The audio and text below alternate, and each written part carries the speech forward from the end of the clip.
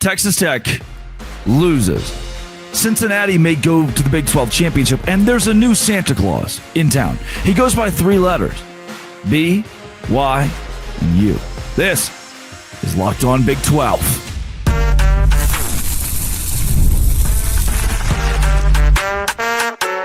You are Locked On Big 12, your daily podcast on the Big 12 Conference. Part of the Locked On Podcast Network, your team every day.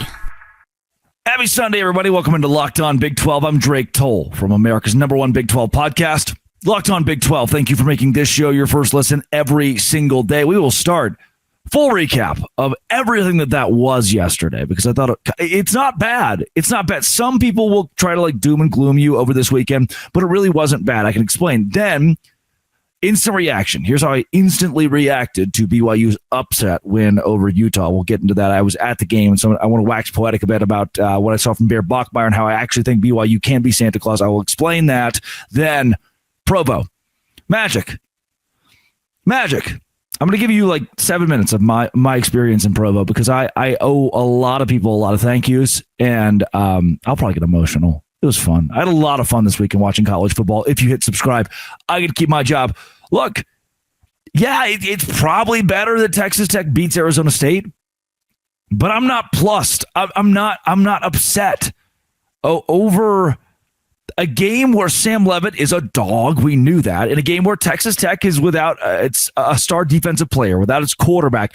I still think Texas Tech is a top 15 team, a college football playoff team. I think Arizona State is a top 25 team when Sam Leavitt is healthy. You get kind of a mulligan with that Utah loss because Leavitt was out.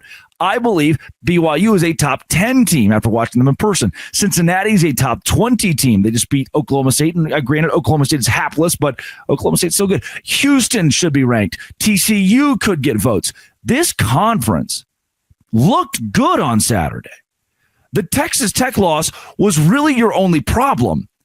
And that problem isn't the end of the world, because Tech can still go to the Big 12 championship. And I still think Tech will be in the conversation of being a top 10 team at the end of the year if they're 11-1, 10-2, because everyone knows they're that good. They've proven themselves. Arizona State, also good. Utah, I saw Utah in person for the first time this weekend, and I think Utah is arguably a top 25 college football team. Their losses have been to teams that I also think are in that top 15, top 10 category. That's the issue for the Utes. They are a very good defensive team. I think Utah can be very good offensively. Devin Dampier can't throw the ball downfield very well. That is a problem. And I think that Kyle Whittingham overall was an idiot. I'll explain more of that. But look, we're now looking at a Big 12 conference that runs through BYU. We are looking at a Big 12 conference that runs through BYU. I told you preseason they were in my Big 12 championship. Obviously, pretty good pick. And they're the undefeated team that should be top 10 next week. They're 7-0. If the bottom fell out, they'd still be 7-5. And there are schools like Baylor that may be begging to be 7-5 at the end of this year. West Virginia certainly would. Oklahoma State or UCF, still may be in that category. Speaking of Baylor, as we go through the slate, and I just my heart goes out to my alma mater. My heart goes out, man. They're getting their ass kicked. That's the best way to put it, man. They are. Until they're not anymore. They come back against TCU. You don't see this box score? This is kind of nuts. They come back against TCU and decide, you know what? What if we just didn't do defense at all?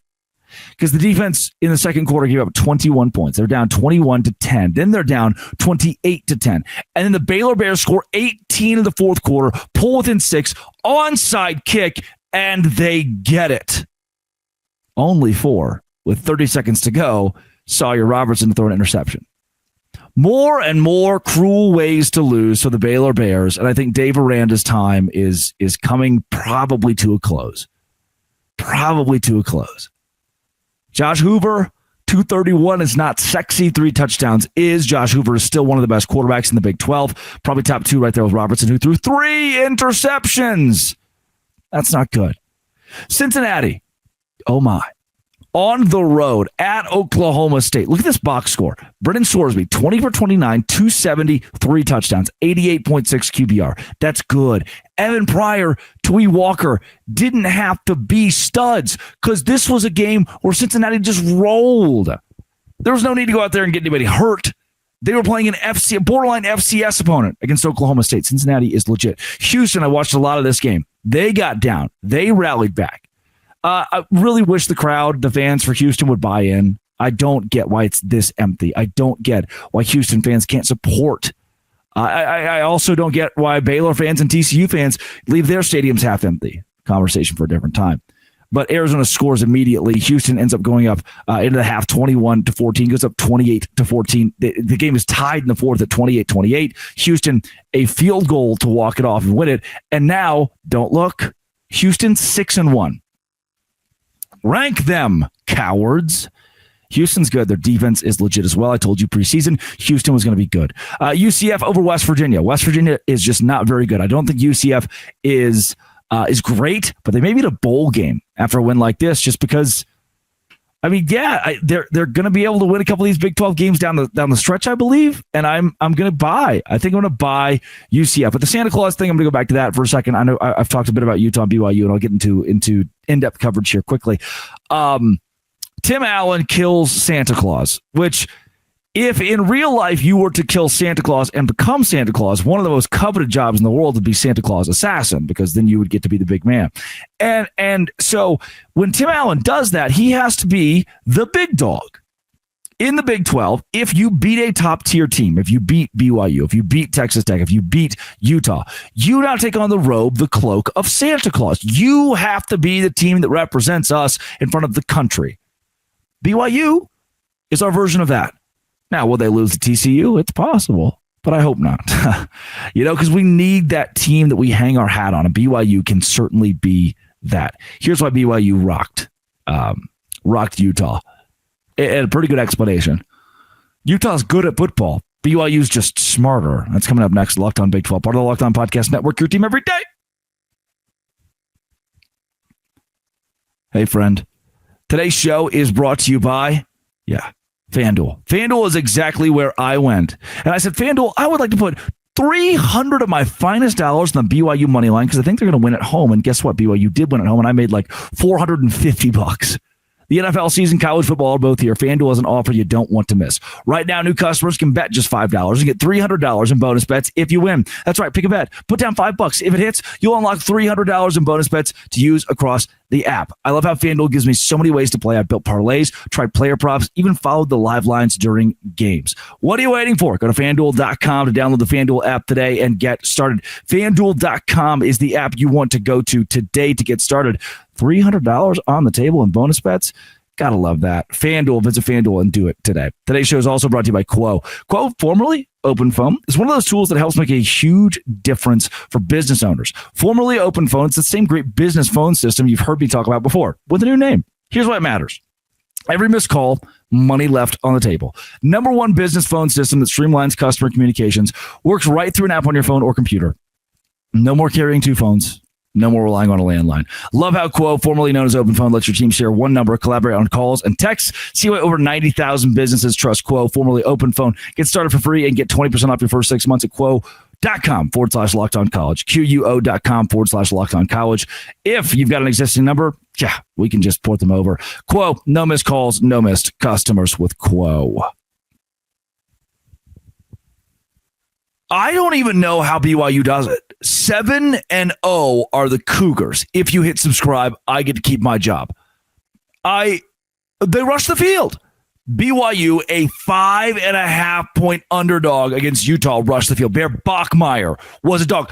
I turned to the people around me and, okay, first, the fire dancers?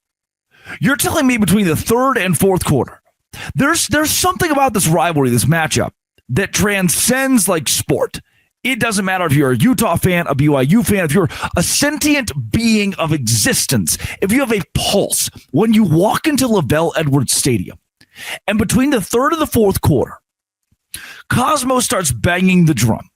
A drone show releases fireworks from the drones. I didn't know drones could do that. followed by shirtless men, Tongan, Samoan, I know not, but I know shirtless men 30 feet away from the players are on the field hurling fire, just twirling that stuff. It is a moment that no production in the NFL, in college football, in college basketball, the NBA, that no production in sports can replicate. And the energy in that stadium is unmatched in the Big 12. It is number one in the Big 12. And it is unmatched possibly in all of college football. You walk into that on Saturday, that rivalry on Saturday, and you told me that Utah was a 5.5-point favorite? No, sir. We saw something more than college football. This is the future of the Big 12. We saw Bear Bachmeier. I turned to the people around me. By the way, I met so many of you at the game that was awesome. The people who listen to this show, it's cool. And then I can pay the bills that I have. And I said, after the run where he's just banging bodies and that, not literally, that was the last quarterback. When he's just banging bodies and he finds his way to the end zone to make it 24-14 on that 3rd and 10 or whatever it was. And I thought, is this what it looked like? It sounded so hyperbolic when it was mentioned a couple months ago, but is this what it looked like and felt like in the swamp when Tim Tebow was a freshman? Were people looking around each other going, oh, freshman quarterbacks aren't supposed to do that? And yet still, can I tell you a secret? Don't tell anybody. Utah might have been the better football team. But the mistakes, the idiocy, the complete disregard for the rules of football, Utah and Kyle Whittingham specifically deserved to lose this game. They asked to lose this game. They were given the opportunities to win. Listen to these numbers. Listen to the numbers. Utah, 5 for 12 on 3rd down. That's pretty good. 470 yards to BYU's 368. That's really good. They outthrew BYU, 244 to 166. They outran BYU, 226 to 202. They had 6.8 yards per pass, 6.1 yards per rush. And then you ask the question, how in the world did they lose? 1 for 5 on 4th down. And the one they got by about 3 inches, which is above average, by the way. And you want to know why Utah lost? Field goal opportunity. Nope, we're going for it. And BYU's defense, Jack Kelly, Isaiah Glasker, as stingy as it gets. The freshman punt return kid who was like, I got an idea. I'm going to dive forward in the most awkward way possible and hit this ball with my chest into the arms of a BYU defender. To the interception from Devin Dampier. And even the pick that Bear Bachmeier threw that had to be called back because Utah was allergic to playing clean football. False start here. Delay of game there. Pass interference. Defensive holding. And you watch the replay and you go, yeah, that's probably what that was. And not to say BYU was perfectly clean. 5 penalties, 42 yards. And I thought, oh my gosh, how boneheaded. A couple things. Will Farron is a good field goal kicker. At the end of the game, just kick the field goal. Don't end zone shot on 4th and 5. Kick the field goal with the guy who can do that. And at the end of the first half, just forgetting that the clock was the thing and letting it effectively run out on you. Like BYU had their own fair share of stupid things, but Utah just said, we want to be stupider. If I'm a Utah fan, I'm ticked. And what BYU just did unlocks a Pandora's box, dog. Like Whittingham was waiting to beat BYU, in essence, to retire. And Morgan Scalley's over there going, hey, my turn. You told me it was my turn. Last year, you were supposed to give it to me. I'm Morgan Scalley. And you didn't. You better give it to me this offseason. And Kyle Whittingham's going to have to go out, having lost 3 straight to BYU. That's his legacy. I had a conversation, I think in like 22 seasons, he's had 7 years that are 10 wins or more. And the question was posed, what's more important, those 10-win seasons or his record against BYU? And I said, okay, let's say he had 22 seasons, 7 of them, 10-plus wins, but he was 0-18, 0-19 against BYU. Then Kyle Whittingham has probably run out of town. What matters in this rivalry is winning the rivalry games. Kyle Whittingham has not been able to do that recently. He's not been able to get over the BYU hump. And I think the ripple effect that we are going to see now with Utah could be catastrophic. Conversely, the team of the Lord, the BYU Cougars, are 7-0. That is unbelievable. Somebody, I'm raising my hand, me, had them picked to go to Arlington. Oh, he's a BYU homer. Somebody, me again, picked BYU to win this game 23-19. 24-21 is not very far off. I'm just saying, some people may or may not know ball here, and I would like to see it at the table, at least for a little bit. BYU, these two teams are good. Utah's still good. Don't let the wheels fall off. They shouldn't fall off. I do think Utah is still good, but BYU, man, that's a very, very good football team. I'll have a whole lot more on that tomorrow on the full show, as well as I'm going to recap my trip to Provo. It was awesome. It was awesome. Coming up, BYU, special place. Hey, today's show is brought to you by Monarch Money. I'm 24 years old. I don't do the money thing. I'm confused by most of it. And I go to Monarch Money. I say, Monarch, please help me. Let's be honest. Most of us can't even name all our financial accounts, let alone what they're worth. 401k, savings, investments, easy to lose track. And that means leaving money on the table. Monarch, all-in-one financial tool that brings the entire financial life together in one clean interface. Use my code LOCKEDONCollege to not let a financial opportunity slip through the cracks at monarchmoney.com. At monarch.com, I should say, for 50% off your first year. Monarch.com, code all caps LOCKEDONCollege for half off your first year. Monarch.com. Visit it today. It's Monarch Money. Thank you. It's hard not to. It's almost hard not to get emotional, which is weird. This is college football, right? But to Provo, to BYU, to the people, whether you're a member of the Church of Jesus Christ of Latter-day Saints or whether you could not be further removed from that, thank you. For a weekend, it is weird for me. You know, I started doing sports media when I was like 15 and I was bad. I was in Valonia, Arkansas, 4,000 people. And it was just like, this is what I want to do for my career. And the fact that I get to sit, do you understand who you're listening to? Some 42, flip it around. Dyslexia? I can't even do the English either. Flip it around. 24-year-old with a microphone in a cabin right now, right? I don't have a fancy studio. I just have a 70, it's actually a $69 nice microphone in the middle of a cabin with barely any Wi-Fi. And you listen. Like the people that came up to me this weekend and were like, dude, Santa Claus analogy kind of rocks. Like, how do you know what that is? Who's listening to this, right? I'm just grateful. And I'm grateful for the way that BYU, the way that the fan base, the way that a lot of Big 12 fan bases have embraced this show. And there's a moment after the game. Can I tell you something kind of like I'm getting a little deep here. I have a lot of thank yous and a lot of, I want to promote so much of what makes Provo special and things that I think people in Provo are missing in their backyard. When the students stormed the field, I was like, man, I want to go on the field. I'm not going to storm it, but I'm going to go down there, take a couple pictures, good little promotional deal. And at the back of my mind, I'm like, okay, if you're a journalist, like what journalist storms the field with the kids? And who do I see? The second I get on the playing surface, Brian Santiago, athletic director of BYU. And he walks up to me and he gives me a hug. And I was like, Papa B, sorry for being on the field. I know media is not allowed. Like, this is my bad. He's like, I have no idea what you're talking about.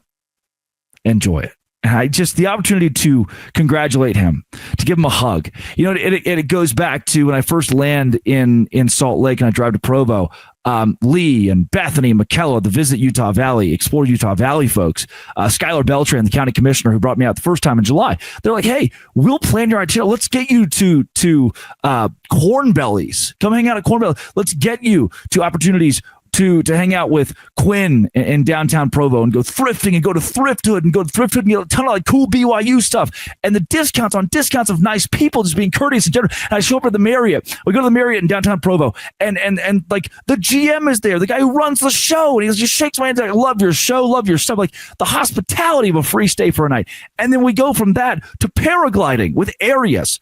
You think you're badass? You're not until your name is Arius and you can paraglide. And we do that with the Explore Utah Valley folks on Friday morning and go from that into antique stores. And I was it Spanish Fork had this big antique thing. And I'm like, what is there not to do in the Utah Valley? What is there not to do in Provo? Where can I go to Midway or Heber and buy property, please? And then Chad, the GM at Sundance, Nick is the head of marketing. Chad's the GM. This guy is the same guy who calls Robert Redford Bob. He's like, oh yeah, Bob. Yeah, he was my mentor for, over a decade.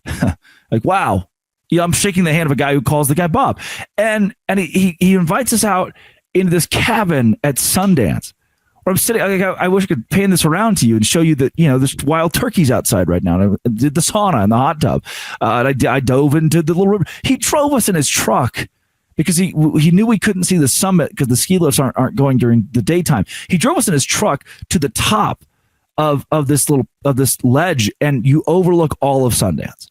And he's just telling story after story about Robert Redford and about himself and the hospitality, the kindness, right? This kind of unreasonable kindness that just doesn't make sense. There's not a label for it, but it's almost like revolutionary, right?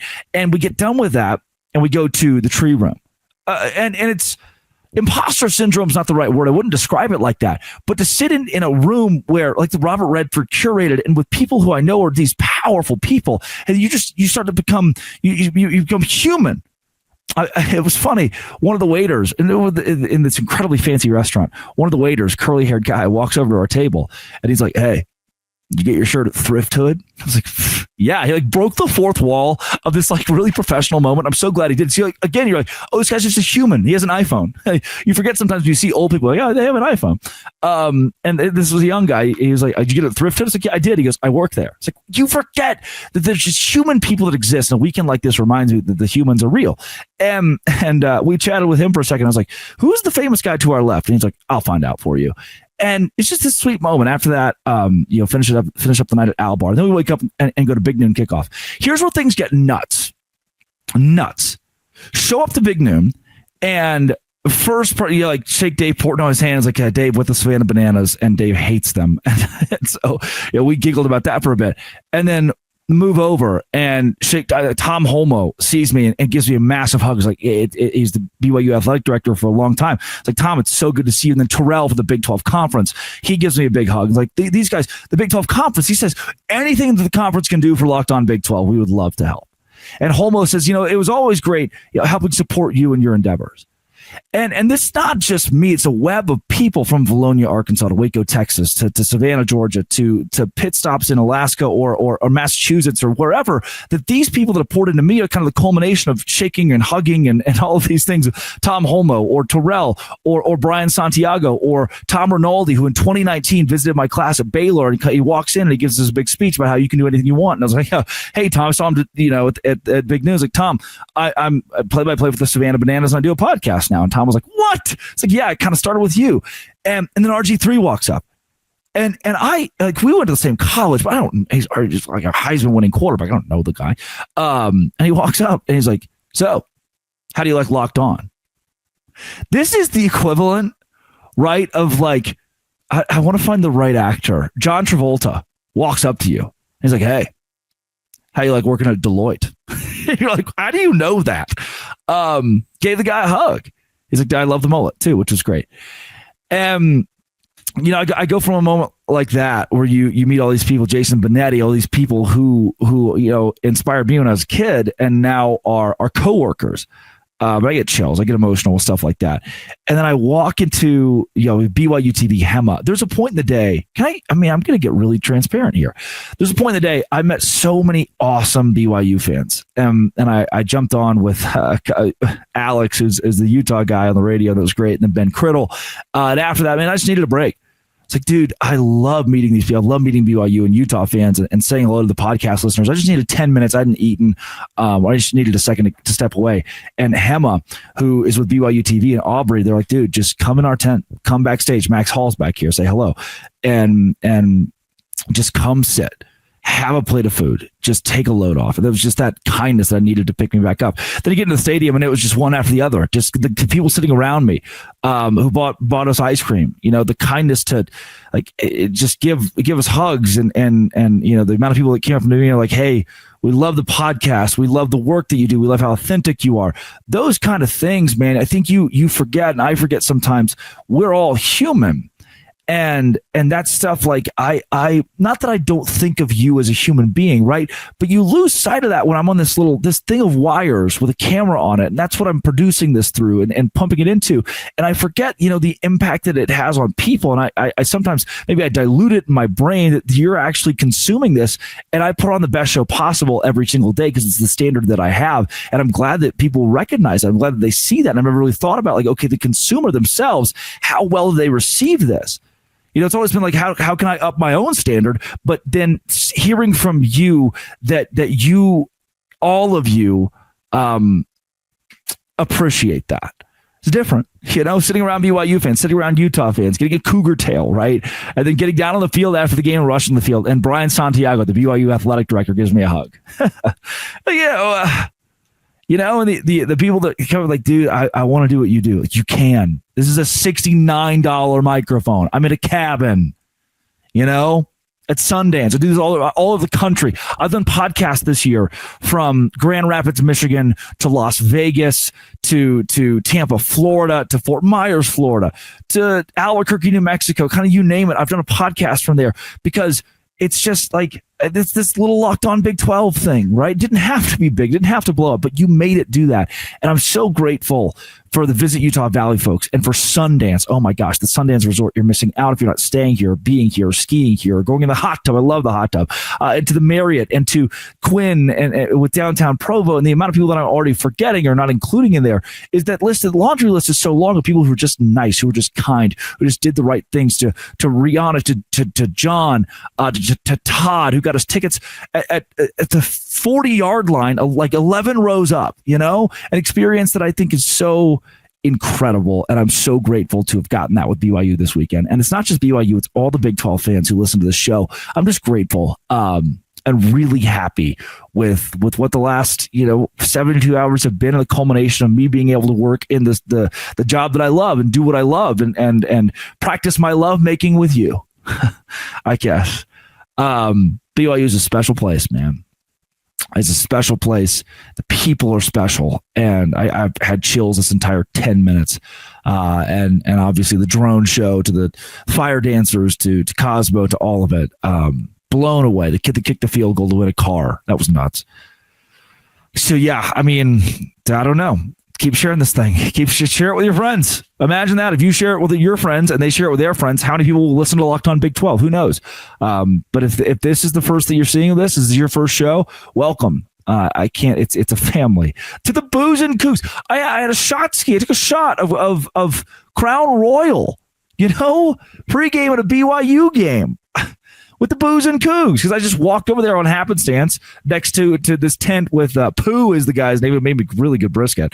And these guys were like, "You've got to take a shot ski with us. We're the Booze and Cougs." And I was like, "Okay, great." And then we did the Booze Cougs, and we did, and it's unreal, man. It's unreal. A lot of good people in the world, and I experienced a ton of that this weekend. So grateful for all of you. This has been, it always will be, Locked On. Thanks for making it your first listen every single day. Dose Grande.